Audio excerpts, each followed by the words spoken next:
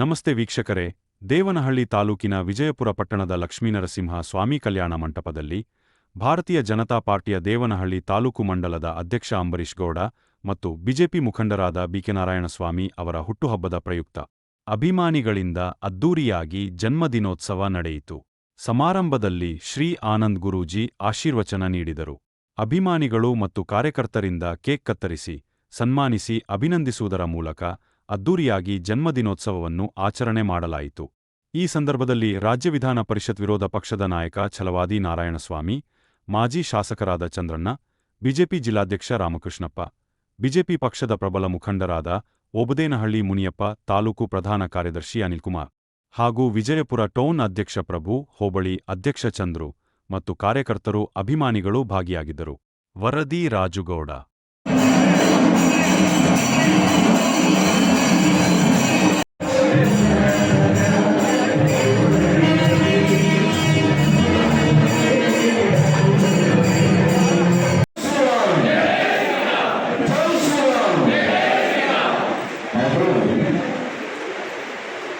ಜೈ ಶ್ರೀರಾಮ್ ಅಂತಕ್ಕಂಥ ರಾಮನಾಮವನ್ನು ಒಮ್ಮೆ ನಾವು ಮಾತಾಡಿದ್ರೆ ಉತ್ತರ ಕರ್ನಾಟಕದಲ್ಲಿ ವ್ಯಕ್ತಿಗಳ ಕೈ ತಾಲೂಕು ಅವರ ಧ್ವನಿ ಇದೆಯಲ್ಲ, ವಿಧಾನಸೌಧ ರೋಡ್ ಸಂಕಲ್ಪ ಬೆಳೆಸಿತ್ತು.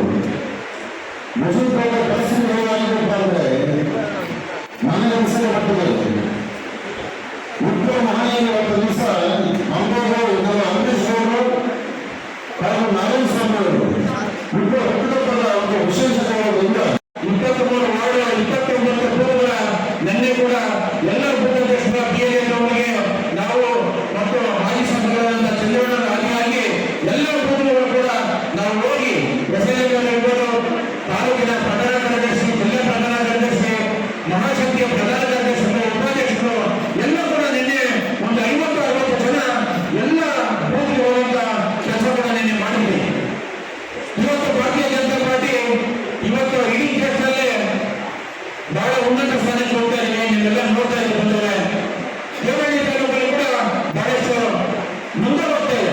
ಹಾಗಾಗಿ ಬಿಜೆಪಿ ಅವರಿಗೆ ಇನ್ನೊಂದಷ್ಟು ಮಾಹಿತಿ ಕೊಡಬೇಕು ಅಂತ ಹೇಳಿ ಇವತ್ತು ಬಿಜೆಪಿ ಅವರ ಒಂದು ಹೆಸರ ಕಾರ್ಯಕ್ರಮಕ್ಕೆ ಇವತ್ತು ತಮ್ಮನ್ನೆಲ್ಲ ಬರಮಾಡಿಕೊಂಡಿದ್ದೀವಿ.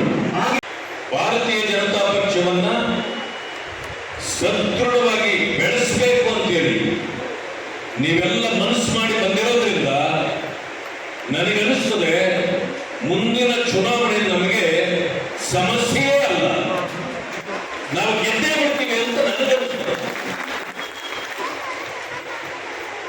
ಆ ಕೈ ತಟ್ಟಕ್ಕೂ ಕಷ್ಟ ಆಗಿ ಕೆಲವರಿಗೆಲ್ಲ. ಕೈ ತಟ್ಟಿದ್ರೆ ಏನಾಗಲ್ಲ, ನಿಮ್ಮ ಪಂಚೇಂದ್ರಿಯಗಳು ಕೆಲಸ ಮಾಡಿ